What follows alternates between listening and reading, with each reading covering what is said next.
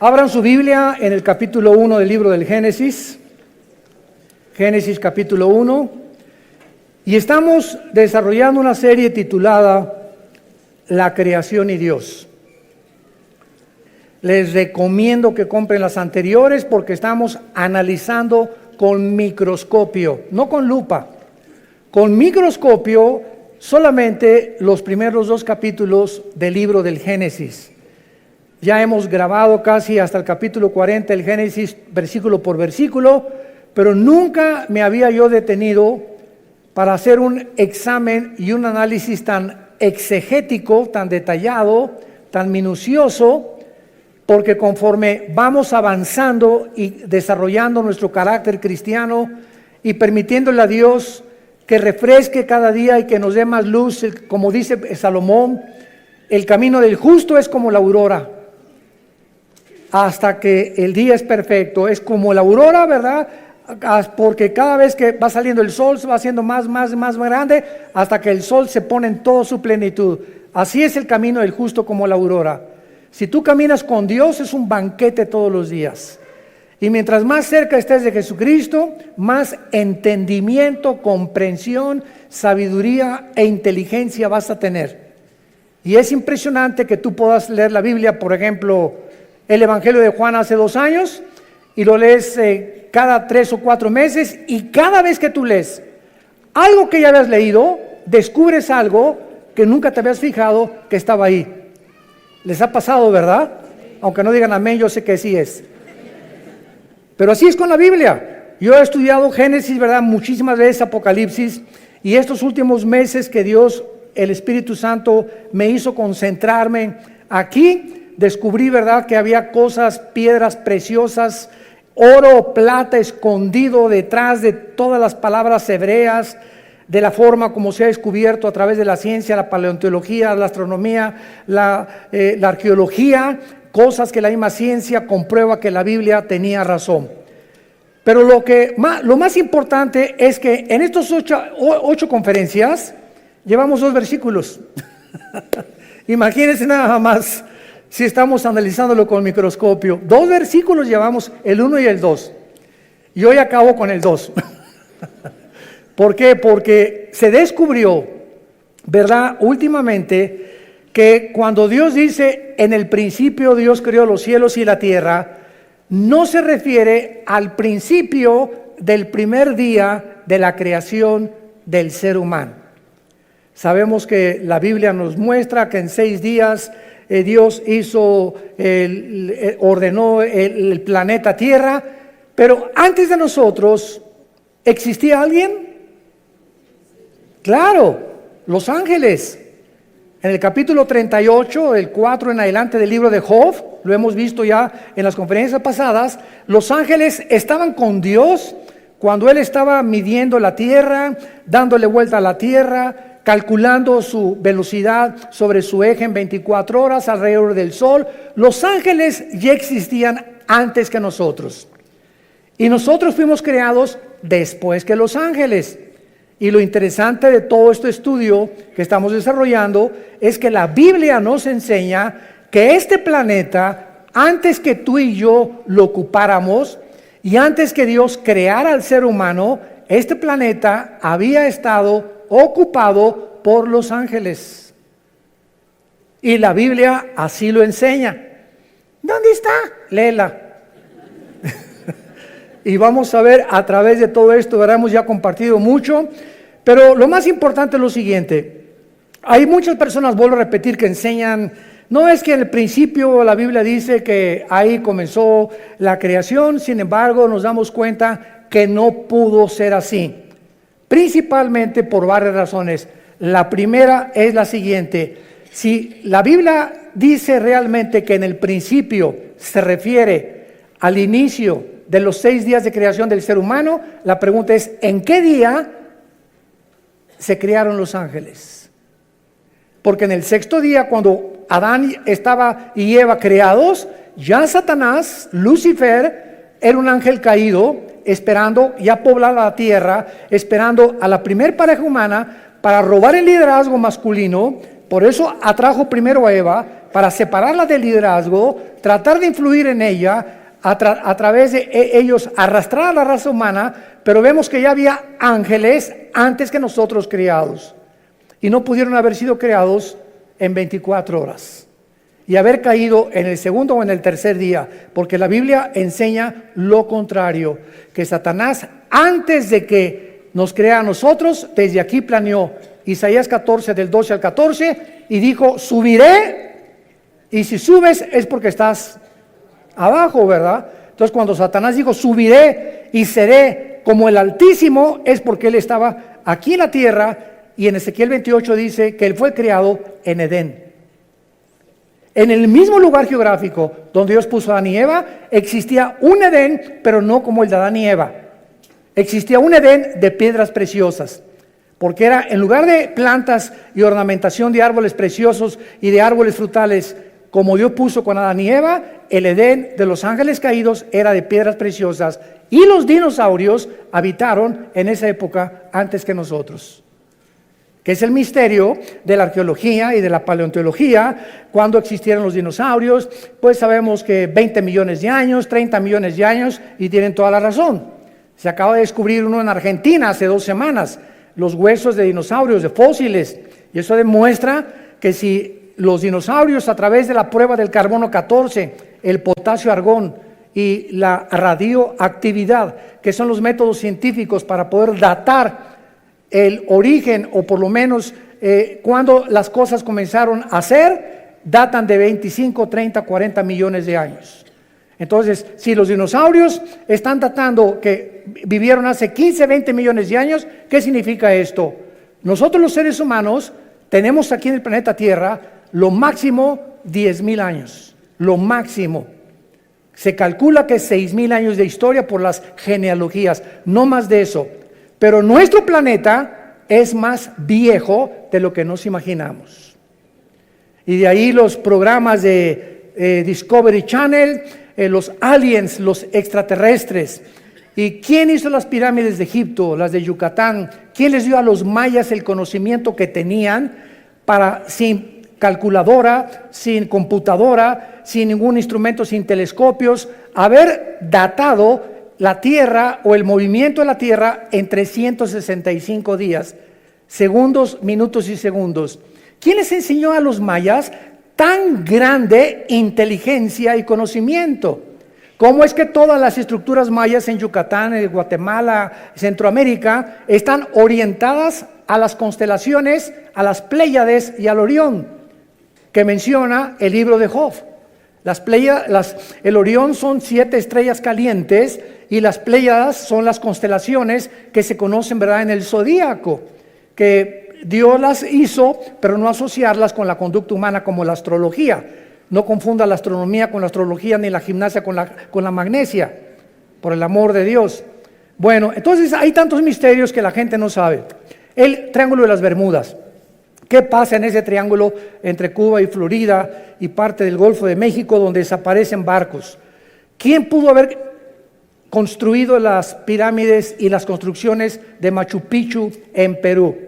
En una altura impresionante, con rocas de más de 8, 15 toneladas. ¿Quién va a subirlas? ¿En qué grúa las van a subir? ¿Cómo pudieron meter más de 25, 30 mil piedras en las pirámides de Giza en Egipto de 8, 10, 15 toneladas, cuando ni siquiera a 10 kilómetros del Cairo hay piedras? Bueno, cosas así que quién las cortó que parecen mantequilla. ¿Qué sistema de impermeabilización usaron? Dicen que los egipcios, porque están en Egipto, que durante más de 8,000 años que se calcula que las pirámides se construyeron, 5, 8,000 años, ni el aire, ni el granizo, ni el viento, ¿quién pudo haber mantenido esa impermeabilización, esa estructura, para que no fueran ni siquiera erosionadas un milímetro? ¿Qué sierra ocuparon hace miles de años eléctrica para que cortara esas piedras como mantequilla? En el siglo XXI no existen ni las de esmeril ni las de punta de diamante, de acuerdo a los ingenieros ¿cómo se llama? En todo lo que es el área de la investigación científica, que corten una piedra como mantequilla de esa forma, ni los huecos que hicieron en las piedras, ni la forma como las cargaron. Todos esos misterios nos hablan que ese conocimiento se los dieron los ángeles.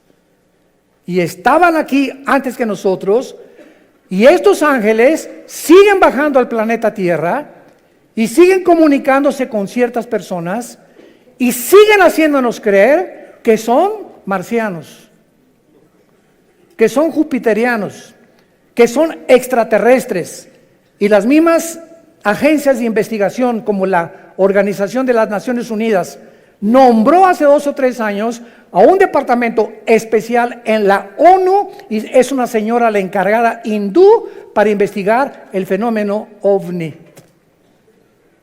Entonces, algo nos dice que hay algo más allá del espacio, pero la gente no sabe que la Biblia nos habla y nos dice que así es. Sí existen extraterrestres, pero no son jupiterianos, ni venusinos, ni marcianos, son ángeles caídos, con contacto con los hombres, dando inteligencia, dando sabiduría a muchas personas, con la única condición que le vendas tu alma al diablo. Y así hay artistas que son bailarines impresionantes, cantantes que son impresionantes, grupos de rock pesado que son impresionantes y que se hacen millonarios, y nadie sabe que detrás de ellos hicieron pacto con Satanás. Y Satanás te hace millonario, y Satanás te hace famoso, y Satanás te hace que llegues a la presidencia de la república, y Satanás te da lo que tú le pidas, pero viene y te cobra la factura. De ahí las palabras de Jesús: ¿de qué le sirve al hombre ganar el mundo si pierde su alma? Muy bien, vamos pues a hacer un estudio muy breve de los ángeles para darnos cuenta que estos ángeles también en la Biblia se les llama estrellas, para que comiences a aprender más acerca de estas entidades espirituales. Ve apuntando los versículos. Jueces 5:20 dice así: desde los cielos pelearon las estrellas, desde sus órbitas pelearon contra Císara. Nos damos cuenta que las estrellas no puede ser un lenguaje literal ni figurativo, sino que se está refiriendo a los ángeles. Y vamos a seguirlo comprobando y leyendo, por ejemplo, ahora en Daniel capítulo 8, versículo 10, dice así, Daniel 8, 10, y se engrandeció, está hablando del anticristo, hasta el ejército del cielo, y parte del ejército y de las estrellas echó por tierra. Y cuando leemos Apocalipsis 12:4, donde ya se corren las cortinas, se nos dice que el dragón o Satanás o Lucifer arrastró la tercera parte de las estrellas del cielo. ¿A quién se refiere? A los ángeles caídos. Entonces vemos en primer lugar que estas entidades espirituales, los ángeles, que existen todavía y que no son los demonios son completamente diferentes a los ángeles, habitaron antes que nosotros el universo, siguen teniendo control en muchas partes del universo y siguen en contacto con muchos seres humanos. Muy bien. Ahora vemos nosotros también muchas cosas que ya habían sido creadas antes que nosotros. Por ejemplo, el sur, el norte, el oriente y el occidente, que forman el cielo, ya existía en el principio, antes del primer día de la creación. Los átomos y las moléculas que forman la materia ya existían antes que nosotros. La tierra ya estaba colgada sobre nada. Antes que se descubriera y dijeran que estaba cargada, que Charles Sattler la cargaba, ¿se acuerdan? O pintaban la tierra sobre una tortuga, y tantas tonterías que hacían los libros de astronomía. La Biblia, en el libro de Job, ya había profetizado que la tierra colgaba sobre nada. El abismo y las aguas ya existían antes que nosotros, y las tinieblas ya cubrían la tierra. Todo esto fue creado en el principio. Ahora pongan atención, por favor.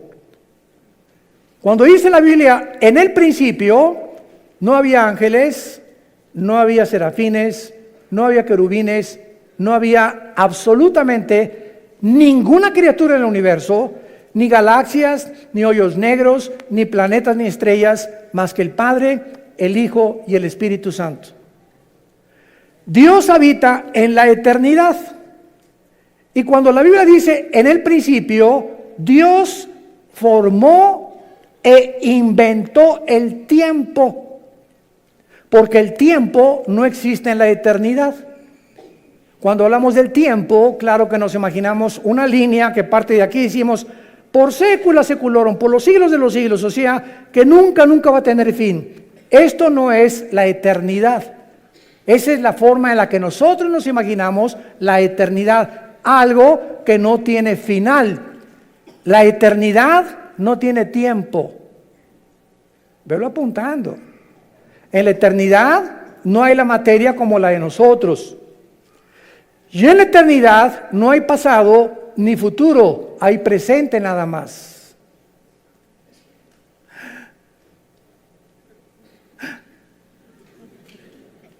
Y cuando Dios se revela a nosotros a través de Moisés, Éxodo capítulo 3, le pregunta a Moisés, ¿cómo te llamas? Y entonces en el hebreo se usan 4 consonantes sin vocales que se tradujeron Yahweh o Jehová, que significa en el tetragramatón, yo soy el que soy. O sea, no soy el pasado ni el futuro, yo soy el que soy ahorita, en el presente. Entonces, esto no lo podemos nosotros imaginar hasta que venimos a la Biblia. Les dije que les iba a salir humo por las orejas. Miren ustedes, ¿cuándo fue escrito el Apocalipsis? Hace 2000 años por el apóstol Juan, ¿ok? Juan está hace 2000 años en la isla de Patmos, 93, 94 años de edad, se calcula que murió como a los 96, 97 el apóstol Juan. Ahí se le aparece Dios y Juan viaja en el tiempo 2000 años. Viaja hacia el futuro y ve algo que no ha sucedido y que está escrito en el Apocalipsis. Los juicios, las plagas, las trompetas, las copas, el anticristo, el falso profeta, la iglesia cómo iba a acabar, todo Juan lo ve y lo escribe aquí. Entonces Juan está escribiendo algo que ya sucedió, que no ha sucedido y que está por suceder. Les dije. O sea, Juan está escribiendo algo del futuro que ya sucedió, porque si lo vio, tenía que estar viendo algo que estaba sucediendo. Y al mismo tiempo, él estaba 2000 años antes. Y nosotros nos encontramos en medio, porque él ya dijo que ya pasó, no ha pasado en nuestro tiempo presente y está por suceder en el futuro para nosotros. Entonces nos encontramos nosotros en un universo cerrado de 4 dimensiones, abajo de la eternidad. Señor, dame sabiduría. La eternidad es la habitación donde vive Dios. Dice Isaías, Dios habita la eternidad y la santidad y con los quebrantados de espíritu. Dios deja esta dimensión que no es la de nosotros. Hasta que muramos vamos a entrar a la eternidad, aunque ya tenemos la garantía del Espíritu Santo cuando Él nos selló como hijos de la familia de Dios. Y Dios deja la eternidad y Dios crea el tiempo en el principio. Y en ese principio Dios crea el espacio, el tiempo y la materia. Y lo primero que Dios crea es a los ángeles. Y los ángeles están divididos en un rango especial. Veamos estas diferencias de la forma en la que Dios crea a los ángeles en 2 pasajes. El primero se encuentra en Efesios, capítulo 6, versículo 12 y el segundo en Colosenses 1:16. Escuchen lo que dice Pablo. No tenemos lucha contra carne ni contra sangre. Entendámoslo, cristianos. Tu lucha no es contra tu suegro, contra tu suegra, contra tu esposa, contra tu esposo, contra tus padres, muchacho que me escuchas, contra el gobierno, contra los temas comunistas o marxistas o socialistas o nazismo o fascismo. La lucha no es contra nada que nos rodea físico de ningún ser humano, sino contra criaturas, entidades espirituales que existieron antes que tú y antes que yo existiera, que son más reales que tú y que yo, y que la Biblia les llama principados, gobernadores, potestades y huestes espirituales de maldad, que influyen en los gobernantes, en tu suegra, en tus hijos, en tu novia, en tu novio, en tu esposo, en los deportistas, en los cantantes, en los políticos. Este mundo que nos rodea, que se podría llamar empírico, como dicen los ateos, yo no creo nada de lo que no veo, en lo que no oigo, en lo que no huelo, ni lo que puedo palpar a través de los 5 sentidos. Qué reducidos y qué encarcelado estás si eres ateo. Porque hay otra dimensión que nos rodea que es mucho más real, que la Biblia nos saca a la luz y que nos muestra que si no estás tú consciente de este mundo que nos rodea, te van a volver loco tarde o temprano. Porque el campo de batalla del ser humano aquí se encuentra en la mente. Aquí está la guerra entre el bien y entre el mal. Y nosotros decidimos de qué partido nos vamos a poner. Del América o de las Chivas. Del Barcelona o del Real Madrid. Será melón, será sandía. Es la decisión de nosotros como agentes morales responsables. Dice Efesios 6:12, no tenemos lucha contra sangre y carne, ya vivamos en el Espíritu. Dejemos, y en lugar de pelear contra tus padres, contra tus hijos, contra el gobierno, oremos. Es a través de la oración que podemos ganar todo. Es a través de la oración que cambia a tu esposo, que cambia a tu esposa, que cambia a tus hijos, que cambia a tus papás, que podemos cambiar el gobierno, que podemos cambiar muchas cosas. Es nuestra arma espiritual, la oración. Porque nuestra lucha es contra principados, contra potestades, contra los gobernadores de las tinieblas de este siglo, contra huestes, o sea, ejércitos, millones. Estos son los demonios espirituales de maldad en las regiones celestes. Dice en Colosenses capítulo 1 versículo 16, porque en Él fueron creadas todas las cosas, o sea en Jesucristo, las que hay en los cielos y las que hay en la tierra, visibles e invisibles. Escuchen, sean tronos, potestades, todo fue creado por medio de Él y para Él. Tronos nos habla de que estas criaturas espirituales invisibles, que la Biblia le llama ángeles caídos, se sientan para gobernar. Un trono es donde alguien se sienta para gobernar, y cualquiera que sea rey o gobernante tiene que tener súbditos, ¿verdad? Eso es lógico. Entonces hay gobernadores de las tinieblas que tienen gobernando sin que la gente lo sepa, están siendo gobernados, está siendo influido por espíritus inmundos, espíritus de maldad que quieren desviarte y abortar el plan de Dios para tu vida. Dominios son los que dominan o ejercen control sobre lugares geográficos de la tierra. Hay principado sobre México, otro sobre Canadá, otro sobre Estados Unidos, otro sobre El Salvador, sobre Nicaragua, Brasil. En cada país hay un principado satánico. Debajo del principado hay gobernadores, y hay un gobernador en el estado de México, en el estado de Oaxaca, en el estado de Nuevo León, y así como hay gobernados y está organizada una república, más o menos de la misma forma están organizados ellos también. Y este modelo de organización se encuentra en la Biblia, desde el libro de Deuteronomio. antes que el derecho romano existiera. Los principados son los que funcionan como los principales líderes, y las potestades, los que tienen autoridad delegada, prestada, no es de ellos. Dios permite a muchas entidades espirituales que actúen de acuerdo al gobierno que quieran tener. ¿Me escucharon?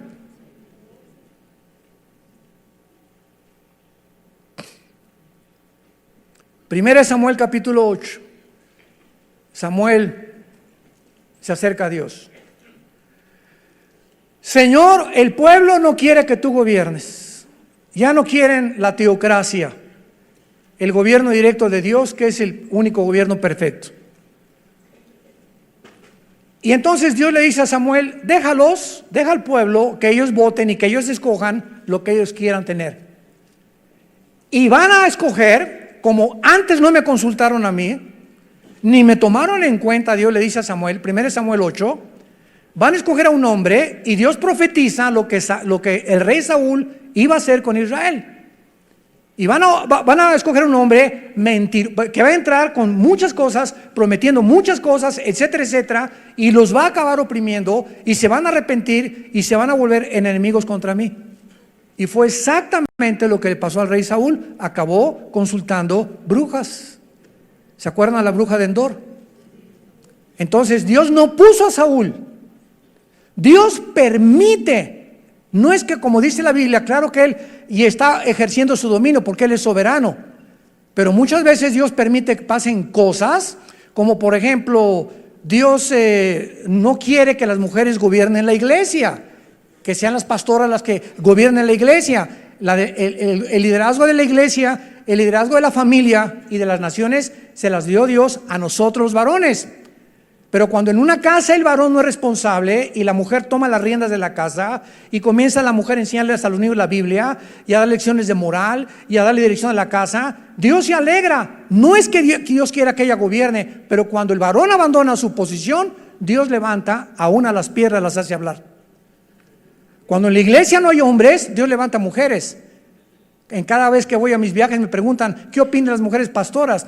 Gloria a Dios, y las bendigo, porque cuando hay pastoras es porque no hay hombres, y porque no hay hombres por lo irresponsable y negligente, que ya no supieron nunca la responsabilidad ni tuvieron el valor de levantar una iglesia a ellos, y las mujeres llegan y toman el liderazgo. Dios lo permite, pero no es su voluntad. Entendamos eso.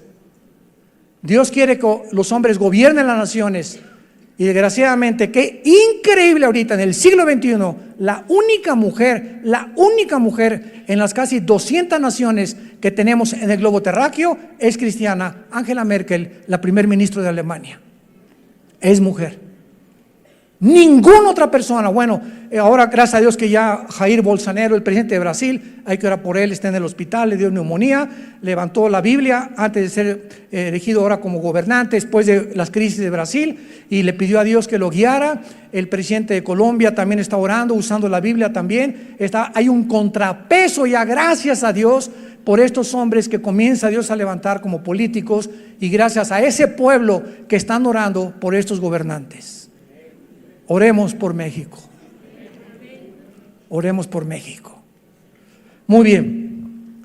Entonces, así es como están organizados estos ángeles. Ahora, muy bien, dentro de estas entidades espirituales hay 6 que menciona la Biblia. Número 1, los querubines. Los querubines no son ángeles. Vamos a demostrarlo ahorita. Son criaturas espirituales con muchas alas, y siempre se relaciona en la Biblia con la santidad de Dios. La palabra querubín en el hebreo es la palabra kruf, con K-R-U-W, grande, que significa los que adoran, los que bendicen o los que alaban. Y en Isaías 6 se describen arriba del trono de Dios diciendo: santo, santo, santo a Dios. El arca que construyó Moisés por instrucciones de Dios, en el propiciatorio le dijo Dios: de una sola pieza haz 2 querubines, con las alas tapando sus caras, viendo hacia donde se derrama la sangre.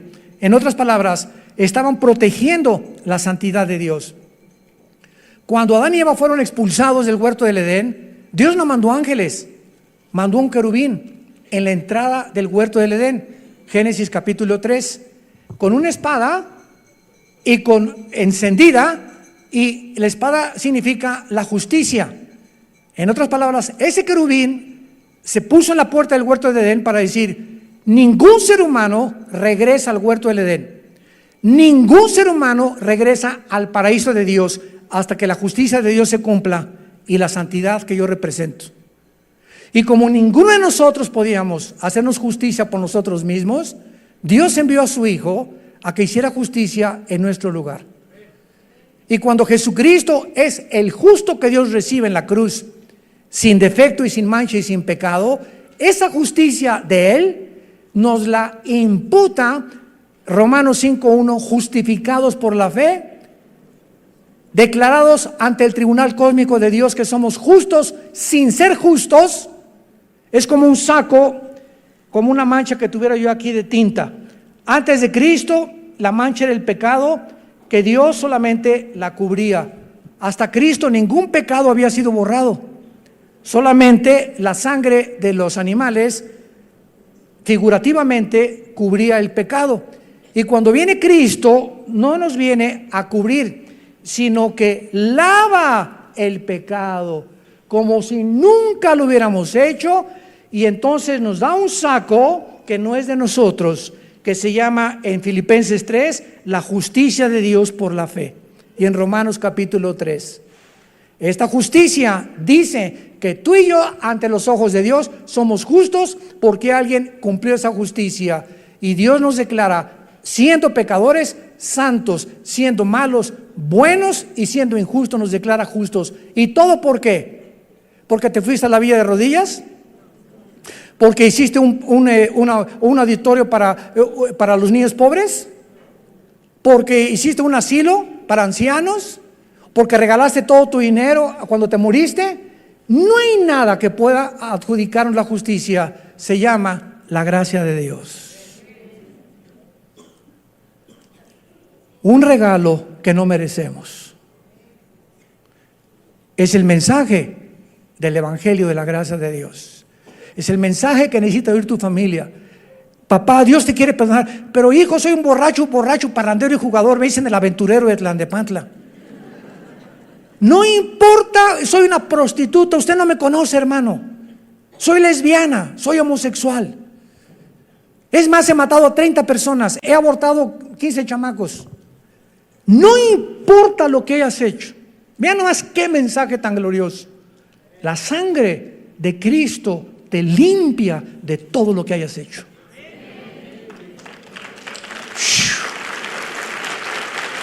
¡Wow! Mensaje de la gracia de Dios.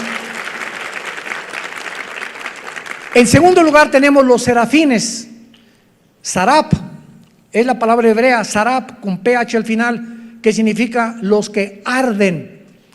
Los serafines son otras criaturas espirituales que arden, o sea, de pasión, se consumen con el fuego por la santidad y el amor de Dios.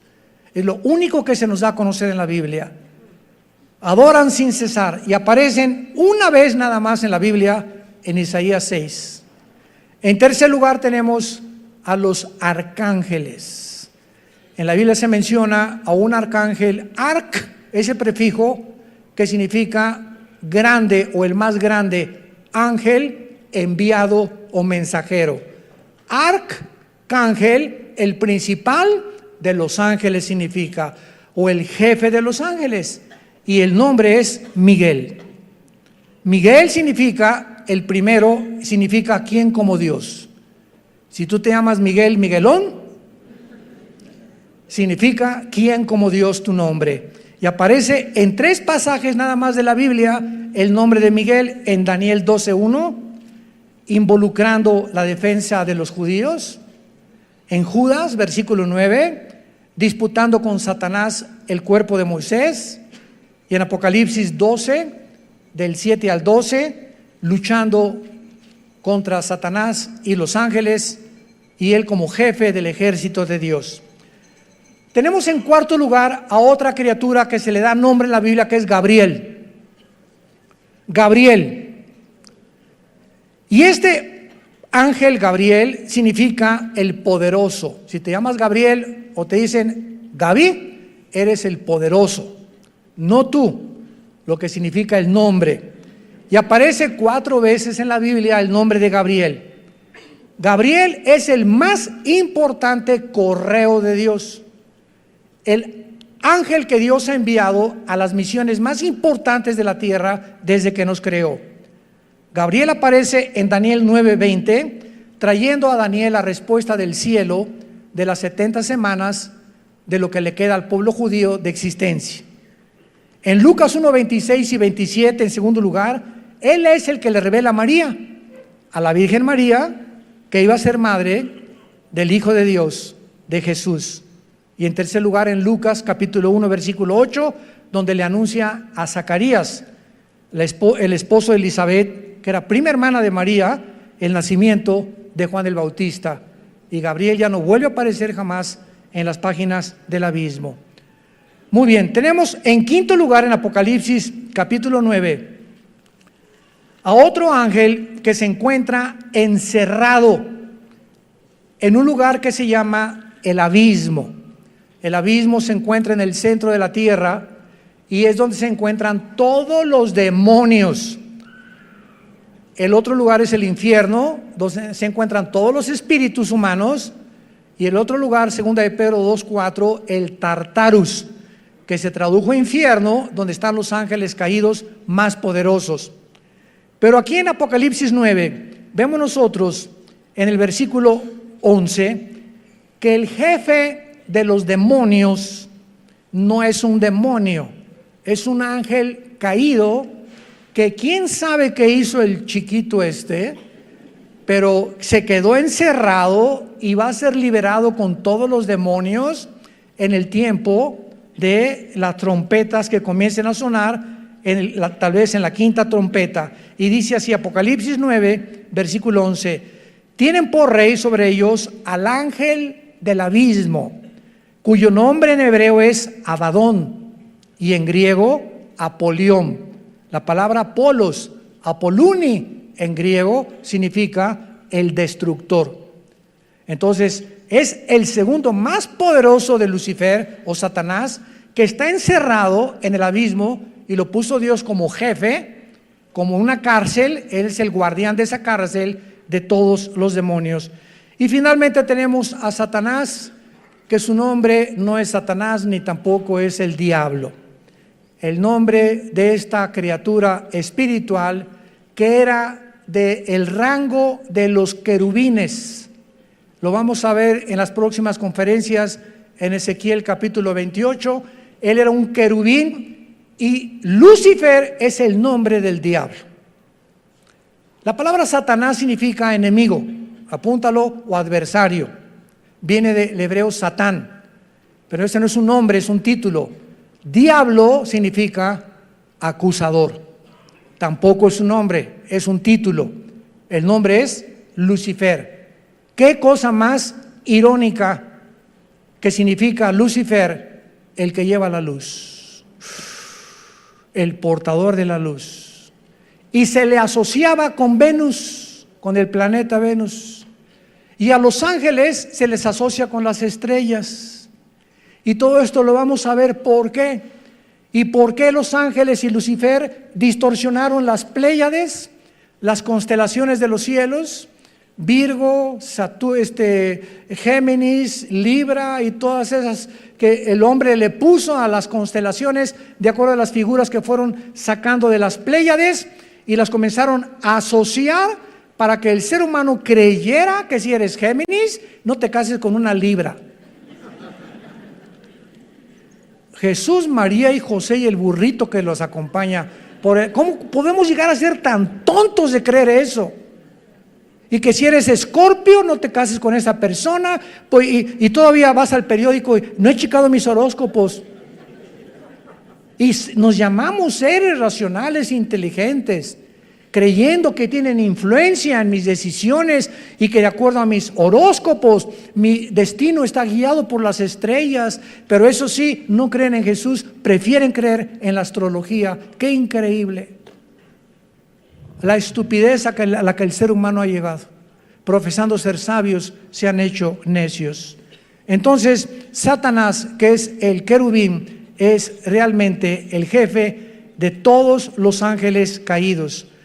Los querubines no cayeron, cayó un solo querubín.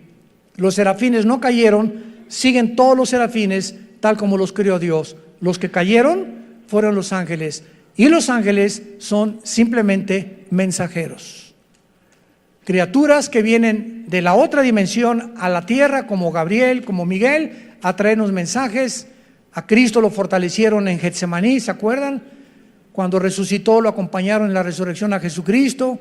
Un ángel se le apareció a José y le dijo: huye con María a Egipto porque viene ahorita una persecución. Y ellos, dice en el libro de Hebreos capítulo 1, que los ángeles son espíritus ministradores a los herederos de la salvación. Tú tienes, no te imaginas cuántos ángeles desde que te levantas hasta que te acuestas. Yo tengo cantidad de ángeles, todos los cristianos. Porque dice los salmos, el Salmo 37, el ángel de Jehová acampa, o sea, ahí tiene su choza junto a nosotros, su tienda de campaña, duerme, voy, me acompaña, me subo al camión, va conmigo, etcétera, etcétera, tal vez 5, 10, no sabemos cuántos, acampa alrededor de los que le temen. El momento en que tú te subes a un carro y dice la carretera, la autopista del Sol a Acapulco, 100 kilómetros y le metes 140, el ángel se baja del coche.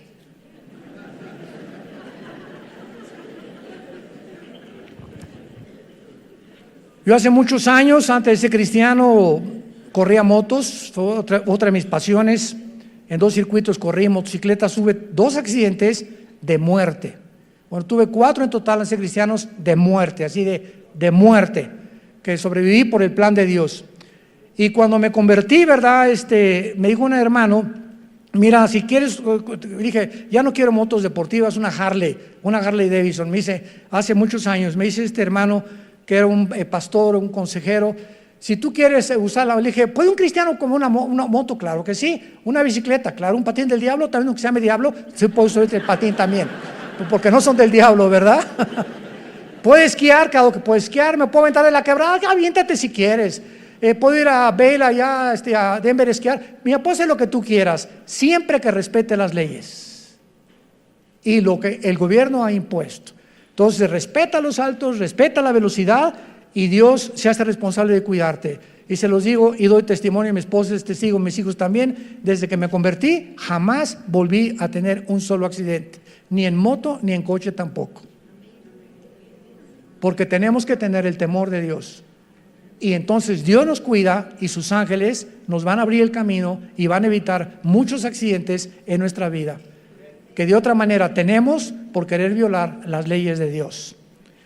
Y finalmente, existen ángeles, ¿verdad?, al servicio de Dios y al servicio de Satanás. Los decaídos que estamos hablando y los que Dios envía a los cristianos y a las iglesias. Todas estas criaturas, los ángeles, fueron creados libre moralmente, inteligentes, son espíritus del más alto rango, poderosos en fuerza, en sabiduría, en inteligencia. Pero qué increíble que dice en 1 de Pedro y en 2 de Pedro que estos ángeles que nos sobrepasan en inteligencia, en poder y en fuerza, están todos los días aprendiendo de nosotros. O sea, cuando yo abro la Biblia en la mañana o tú en tu casa, ahí están de fisgones. ¿Qué estará leyendo Armando ahorita? A ver, mira lo que descubrió. ¿Tú ya lo habías visto, compadre? No lo he visto tampoco. A ver qué cosa va a escribir en la máquina, a ver esas cosas. Y porque este conocimiento Dios no se los dio a ellos, porque ellos no tienen al Espíritu Santo. Y es el Espíritu Santo el maestro. 1 de Corintios capítulo 2 del 10 en adelante. ¿Quién de los hombres conoce las cosas del Espíritu? más que el Espíritu de Dios, que conoce las cosas profundas de Dios. Entonces, si alguien quiere conocer a Dios, necesita no inteligencia, no entendimiento, no sabiduría, necesita al Espíritu Santo. Y Él es, si lo tienes, es la unción, y ya no necesitas otra unción, el que nos guía a toda la verdad. Y los ángeles están aprendiendo la gracia y la misericordia, porque para ellos, escúchame bien, no hubo perdón. Segunda de Pedro capítulo 2, no perdonó Dios a los ángeles. ¿Por qué? ¿Injusticia de Dios? No.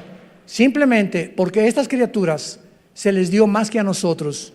Estaban y vivían enfrente de Dios. Tú y yo vivimos por fe. Creemos en aquel que no hemos visto, le adoramos y le bendecimos sin jamás haberle visto, más que oímos su palabra como las ovejas. Cuando el pastor agarra el cayado y golpea las piedras, ¿sabían que las ovejas son semiciegas? Una oveja ve de aquí a 3 metros, pero si aquí está la oveja y aquí está el pastor, la oveja no lo ve. Y son tan brutas y tan indefensas y tan inútiles, por eso nos compararon con ellas. Dios no se equivocó en compararnos con ellas. Que no ven al pastor, pero el pastor no hay un pastor que no traiga un cayado. Y cuando el pastor comienza a golpear, no lo ven, pero siguen sin verlo. Y dice la Biblia en Juan 10, nosotros tampoco lo vemos, pero lo seguimos cuando lo oímos. Aquí en su palabra. Sean hombres de la palabra y hombres del Señor.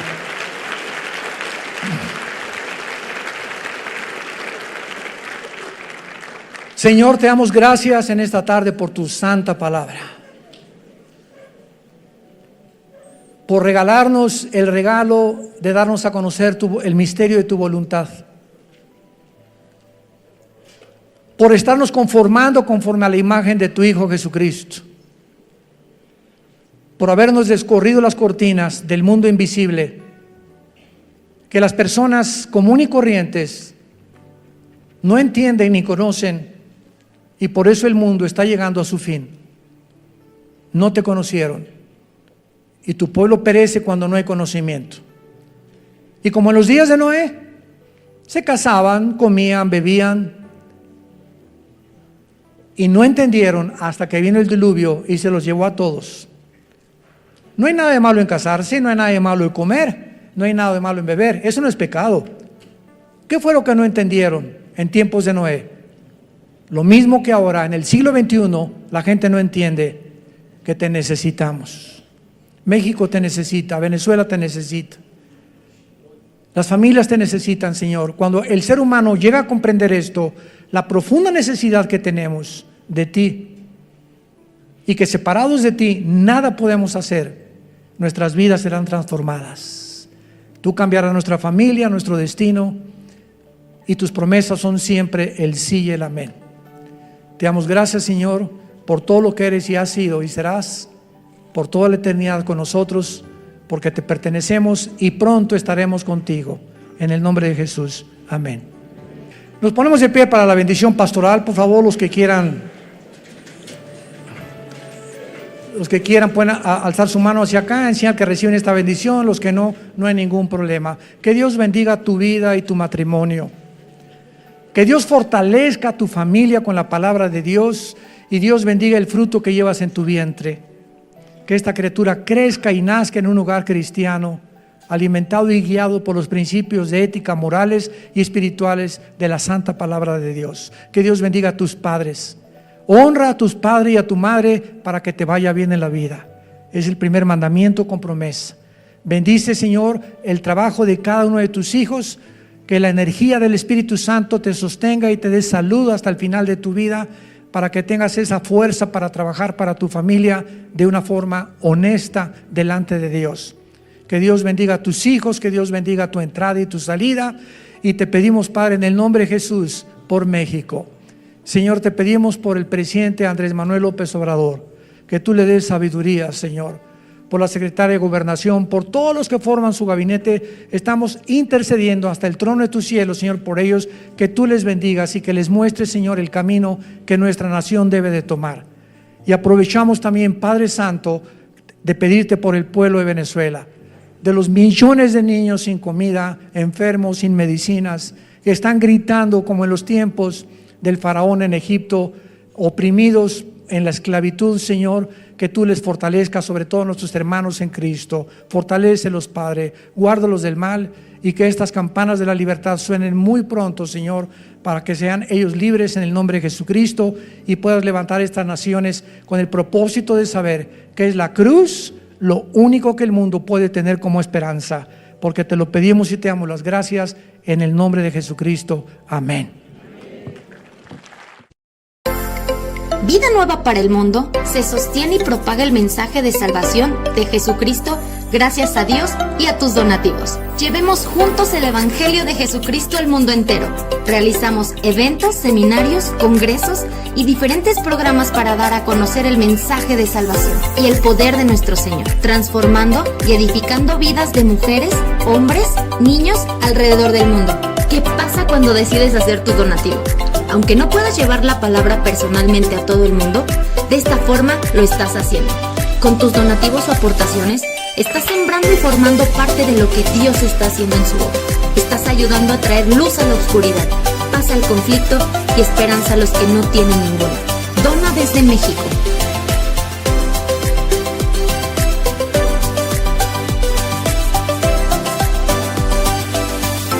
Dona desde Estados Unidos.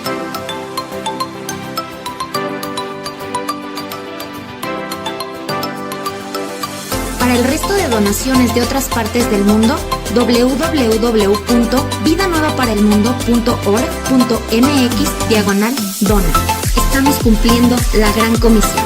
Por tanto, vayan y hagan discípulos a todas las naciones, bautizándolos en el nombre del Padre, del Hijo y del Espíritu Santo, enseñándoles que guarden todas las cosas que les he mandado. Y he aquí que yo estoy con ustedes todos los días hasta el fin del mundo.